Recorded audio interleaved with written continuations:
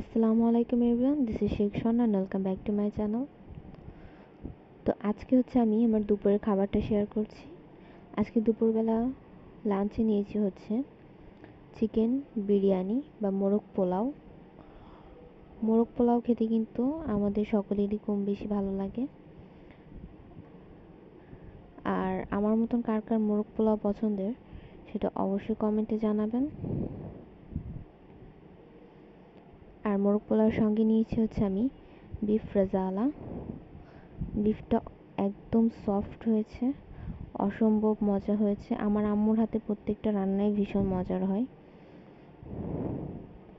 আরেকটা বিষয় বলে রাখি যে রিজিকের মালিক হচ্ছে আল্লাহ।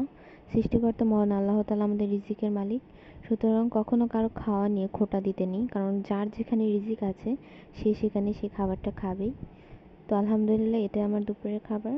আজকের ভিডিওটা এখানেই শেষ করছি। আল্লাহ হাফেজ।